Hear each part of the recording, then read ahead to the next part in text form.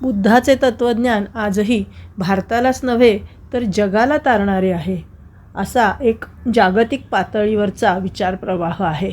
तर दुसरीकडे त्यांना भारतातूनच हा धर्म नष्ट होतो की काय, इतका मोठा विरोध झाला.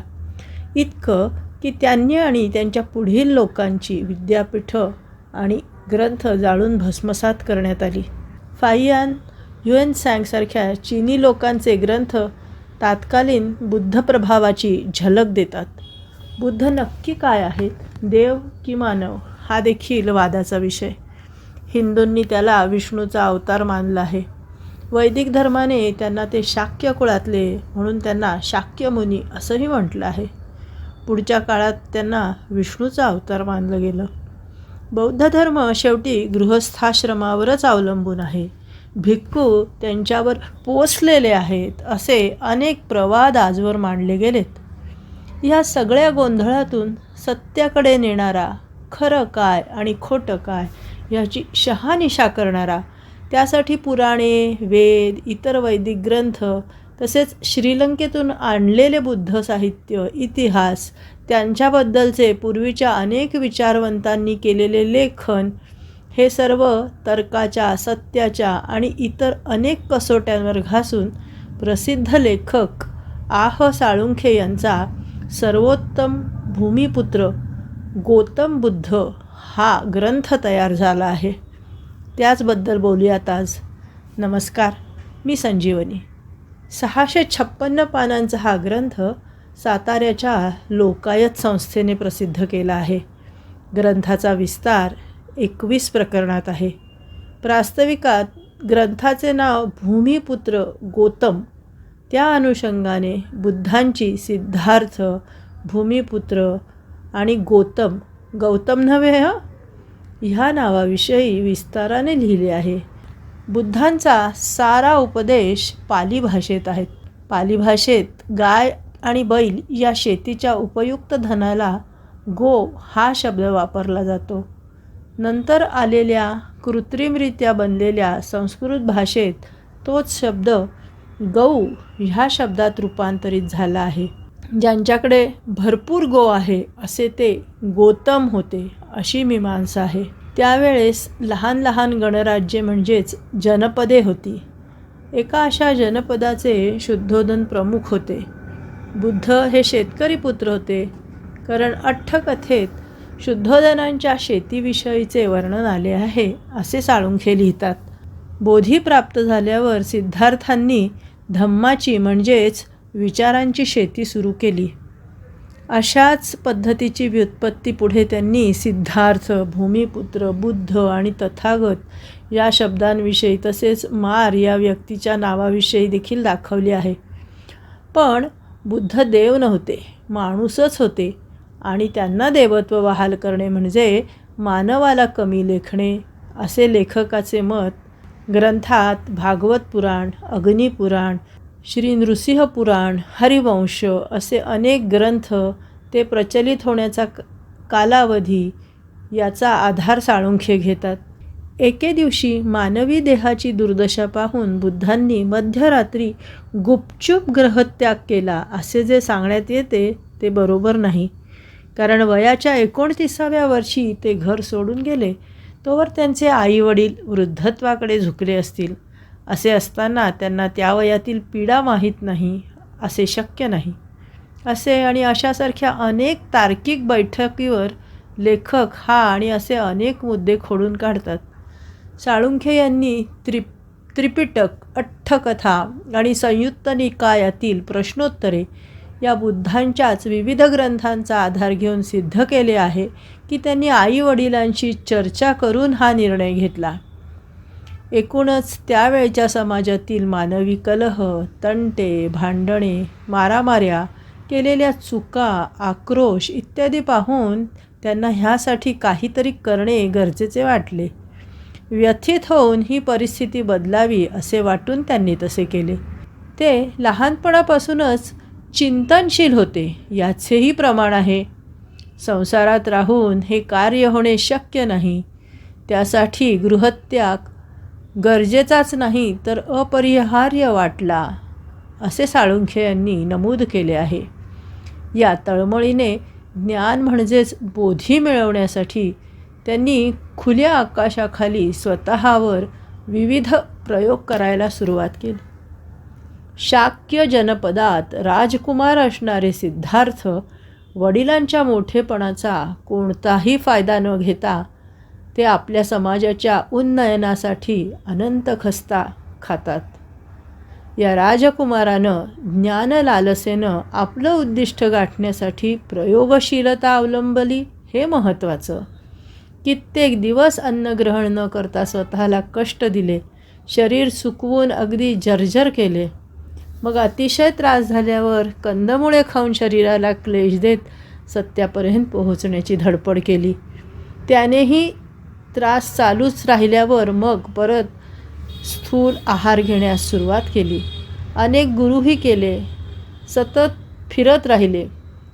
त्यांची ही धडपड पाहून 5 भिक्खू त्यावेळी त्यांच्याजवळ राहत होते. ह्याला बोधी मिळाली की हा आपल्याला सांगेल. पण गौतम स्थूल आहार घेऊ लागल्यावर गौतम भ्रष्ट झाला असे समजून ते त्यांना सोडून निघून गेले. गौतमांना पुढे बोधी कशी प्राप्त झाली त्याचंही सविस्तर वर्णन ह्याच्यात आहे. त्या अनुषंगाने एक कथा पण आहे. आणि मग एकदा ती मिळाल्यावर घाईघाईनी न करता त्यांनी 40 दिवसांनंतर निर्णय घेतला की आपण आपल्याला मिळालेल्या बोधीबद्दल लोकांना जागरूक करावे.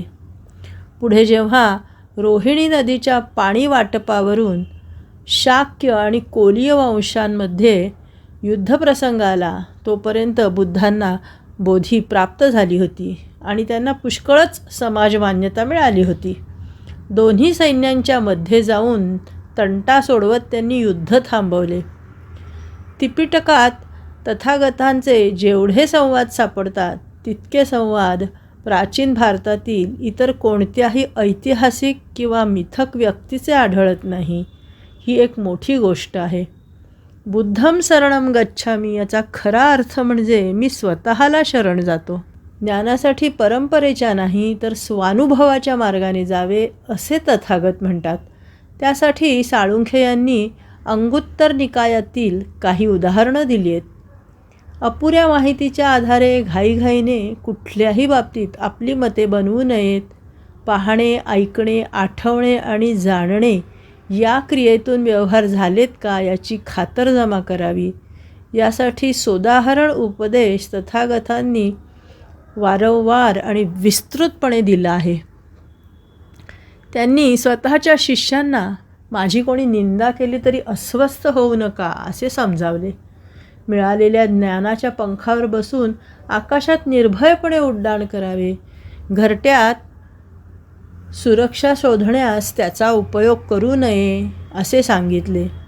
तथागतांनी माझ्या धम्माचे वारसदार व्हा, भौतिक गोष्टींचे नव्हे असे सांगितले. येथे धम्म हा पाली भाषेतील शब्दाचा अर्थ मागाहून आलेल्या संस्कृत भाषेत किंवा आज व्यवहारात वापरला जातो तसा धर्म नाही, तर धम्म याचा अर्थ विचार असा आहे. जो धम्माला पाहतो तो मला पाहतो. तसेच आपल्याला कळलेले ज्ञान इतरांना देणे हे हितचिंतकांचे कर्तव्यच आहे असेही तथागत म्हणतात. आपल्या धम्म प्रवाहाच्या विरोधात जाणारा आहे असे तथागतांनी म्हटले हे नमूद करून साळुंखे लिहितात की भारतीय संदर्भात हे फार महत्त्वाचे आहे. त्यावेळी भारतात वैदिकांच्या वरचष्मा असलेल्या समाजात वेदप्रामाण्यामुळे बुद्धीचे स्वातंत्र्य नव्हते. मानवी जीवन त्यामुळे अंधकारमय झाले होते. आजही अंधश्रद्धा प्रचलित असलेल्या आपल्या समाजात फारसा फरक पडलेला नाही असे वाचकाला वाटल्या वाचून राहणार नाही. विचारवंत एरिक फ्रॉम यांनी बुद्धाची विचारसरणी कार्ल मार्क्सने मानवाला तारक अशा ज्या संकल्पना मांडल्या त्यांना पुष्टी देतात असे दाखवून दिले आहे. आपण भारतीयांनी मात्र हा अमृताचा कलश पालथा केला असे साळुंखे लिहितात. सध्याच्या क्रोनिक कॅपिटॅलिझमच्या अशाश्वततेच्या काळात ह्याची कमतरता भासते हे निश्चित. मराठी व्युत्पत्तिकोश, महाराष्ट्रीय शब्दकोश, मनुस्मृती, सुत्तपिटक, विनयपिटक, अभिधम्मपिटक, तसेच दिघनिकाय, मध्यम निकाय, संयुत्त निकाय, अंगुत्तर निकाय आणि इतर अशाच बौद्ध धर्मांचे संदर्भ या पुस्तकात जागोजाग येतात. धर्मानंद कोसंबी, डॉक्टर व्यंकटेश केतकर यांचा महाराष्ट्रीय शब्दकोश, वि. दा. सावरकर यांचे संन्यस्त खड्ग हे नाटक, डॉक्टर बाबासाहेब आंबेडकर, डॉक्टर राधाकृष्णन, राहुल सांकृत्यायन, प्राध्यापक जगन्नाथ उपाध्याय, तर्कतीर्थ लक्ष्मणशास्त्री जोशी, इतर अनेक लेखक, संशोधक, इतिहासतज्ञ यांचे संदर्भ लेखक जागोजागी देतात. यात पाली भाषेतील अनेक शब्द येतात. काहींचे अर्थ लावता येतात तर बऱ्याच शब्दांचे अर्थ कळत नाहीत. त्यांचे अर्थ पुस्तकाच्या शेवटी दिले आहेत. सुत्तचा अर्थ सूत्र आहे, तर पिटक म्हणजे पेटी, मंजुषा म्हणजे धम्माचा ग्रंथसमूह. हे शब्द वारंवार येतात म्हणून मी हे इथे मुद्दाम नमूद करते. मनुष्य स्वतःच कर्ता करविता असल्याने तथागतांनी त्यालाच त्याच्या कर्तृत्वाचे भान आणि अधिकाराची जाण दिली. तसेच केलेल्या कृतीची जबाबदारीही सोपवली. त्यांनी ईश्वर आहे किंवा नाही या उहापोहात न पडता ह्या जगातील ह्या नश्वर जीवनातही पडणाऱ्या प्रश्नांना उपयोगी उत्तरं शोधणं जास्त महत्त्वाचं मानलं. निब्बाण या शब्दाचा अर्थ विजणे असून रूढार्थाने जरी तो अशुभसूचक असला तरी तथागतांनी ती एक अनुभवावी अशी अवस्था आहे असं वर्णन केलं आहे. आपल्या आतच निब्बाण म्हणजे निर्वाण म्हणजेच मुक्ती आहे असे त्यांनी वारंवार प्रतिपादन केले. त्यांना वादापेक्षा संवाद प्रिय होता. तथागत लोकांच्या मनावर चांगली वाणी उच्चारण्याचे महत्त्व सतत बिंबवत असत. सुभाषितच या वाचा एतम मंगलमुत्तम असं पालीतील वचन इथे साळुंखे देतात.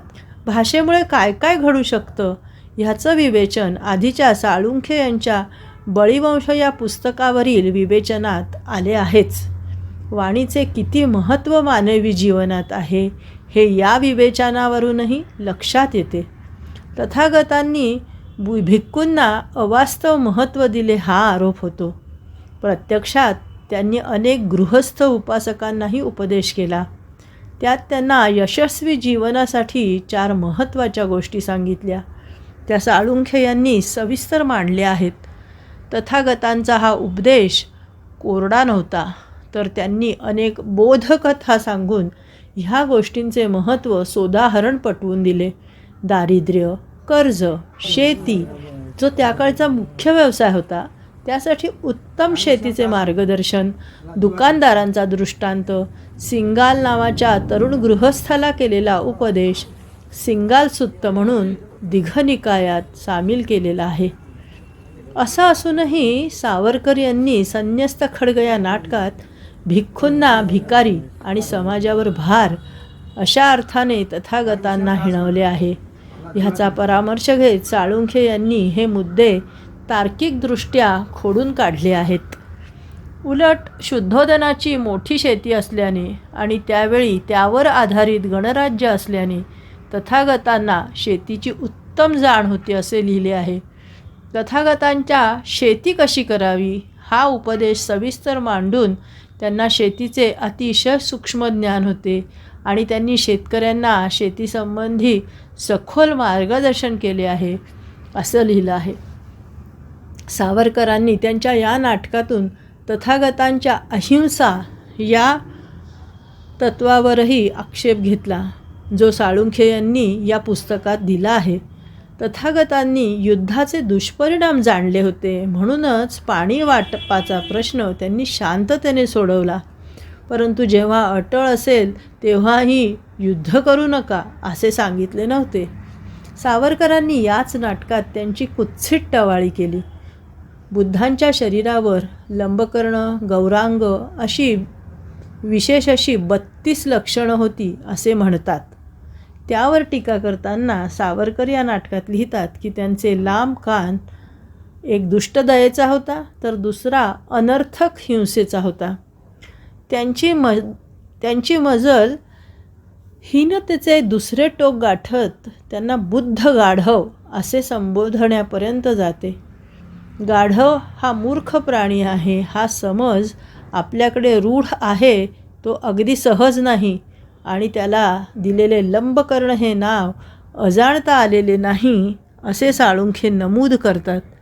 पती पत्नी संवाद, त्यांचे समान नाते, मैत्रीचे महत्त्व, नोकरांची काळजी यावर तथागतांनी विस्तृत उपदेश केला आहे. धनार्जन नैतिकतेने करावे हाही उपदेश त्यांनी गृहस्थांना केला आहे. तर निर्दोष आचरणाने गृहस्थ देखील भिक्खू इतका श्रेष्ठ ठरू शकेल असे त्यांनी सांगितले.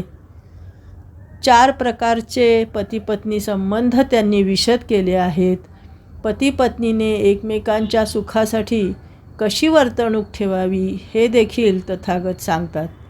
ह्याच मुद्द्याच्या आधाराने असं म्हणता येईल की तथागत गृहस्थाश्रमाच्या विरोधात नव्हते. उलट त्यांनी लोकहितार्थ समाजाच्या उत्थानासाठी जेव्हा धम्माचा प्रसार करण्यासाठी संघप्रणाली स्थापित केली तिचेही नियम गृहस्थांना त्रास उपद्रव होऊ नये असेच आखले आहेत. हे सर्व काय दर्शवते? भिक्खू होण्यासाठी त्यांनी फार मोठ्या किचकट कसोट्या लावल्या नव्हत्या हे त्यांच्या साध्यासुध्या धम्माच्या संहितेला साजेसेच होते. तथागतांनी प्रतिपादन केलेलं सर्वात महत्त्वाचं सूत्र म्हणजे जेव्हा लोकांमध्ये आंतरिक सलोखा असेल तेव्हा राष्ट्राचे खरे संरक्षण होते. आजच्या सतत वाढत जाणाऱ्या जातीय आणि धर्मीय तेढ असलेल्या भारतीय राजकारण्यांच्या डोळ्यात झणझणीत अंजन घालणारा हा मुद्दा आहे. यासंबंधी तथागतांनी सांगितलेली शाक्यांच्या महानाशांची कथा खूपच बोलकी आहे. ती मुळात वाचा. समाजाला वर्णव्यवस्थेच्या वाळवीने पोखरल्यामुळेच भारताचा पराभव झाला का याची ॲनॉलॉजी साळुंखे डॉक्टर आंबेडकर यांच्या लेखनाच्या आधाराने करतात. जन्माने किंवा वर्णाने नव्हे तर शीलाने किंवा प्रज्ञेने मनुष्य श्रेष्ठ होतो असा दिलासा तथागतांनी चूळवग्गात सोणदंड ब्राह्मण आणि ब्राह्मण्याच्या कसोट्या या दीर्घ कथेच्या अनुषंगाने घेतला आहे. त्यांच्याशी मोठी चर्चा केल्यावर शेवटी सोणदंड भिक्खू उपासक बनतो. साळुंखे यांनी महाराष्ट्रीय ज्ञानकोशकार केतकर यांनी तथागतांनी श्रमणांची दास्यातून मुक्तता केली ह्या कार्याचे मोल उडवून कसे लावले त्याचा परामर्श घेताना लिहिले आहे. वेद आणि चातुर्वर्ण्य तथागतांनी नाकारले. त्यांचा यज्ञाला अशासाठी विरोध होता की त्या काळी यज्ञात आहुती म्हणून शेतीप्रधान व्यवस्थेला आवश्यक अशा पशूंची मोठ्या प्रमाणात हत्या होई. त्याचा भुर्दंड त्याच्या मालकांना सोसावा लागे. भारत हा प्राचीन काळी मोठ्या प्रमाणात शेतीप्रधान देश होता.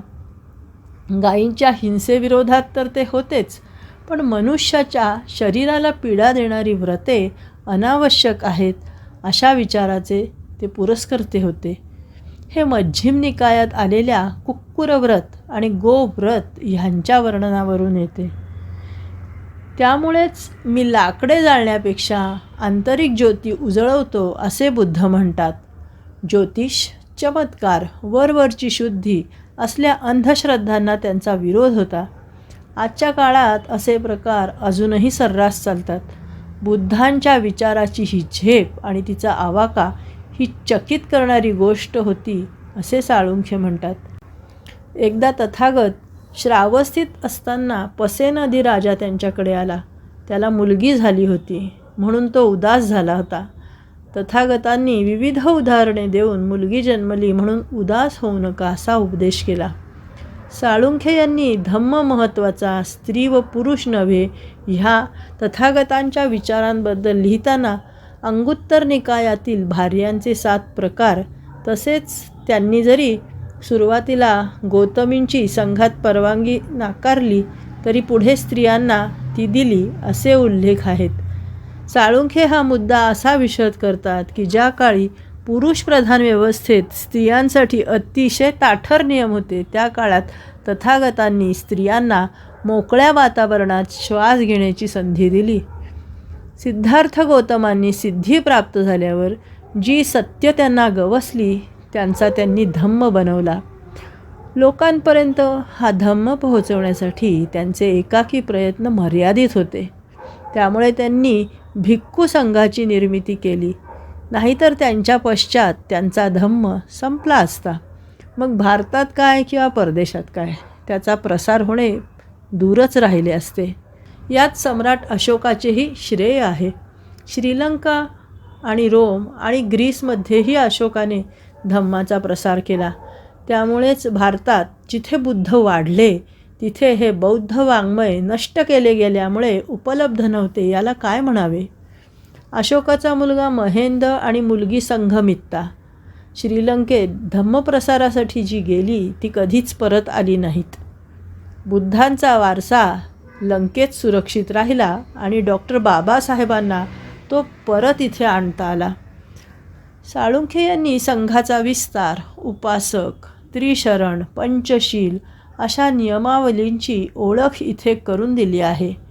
तथागतांनी भिक्खूंना चारिका म्हणजे चालत राहण्याचा नियम लावला.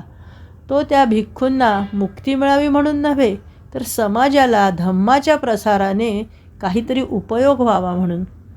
बहुजन हिताय बहुजन सुखाय या हेतून चालत राहा असं सांगितलं. संगम शरणम गच्छामीचा खरा अर्थ संघाचा समाजातील अपसरण असून जो समाज संघाची ताकद जाणत सुखदुःखात एकत्र येतात तो खरा अखंड समाज होय, अशी व्याख्या तथागतांनी केली. साळुंखे लिहितात की तथागतांनी आधीच्या परंपरेविषयी कृतज्ञता बाळगली आणि त्याचवेळी आपल्या प्रतिभेच्या जोरावर त्यात नवीन आश्वासक भरही घातली.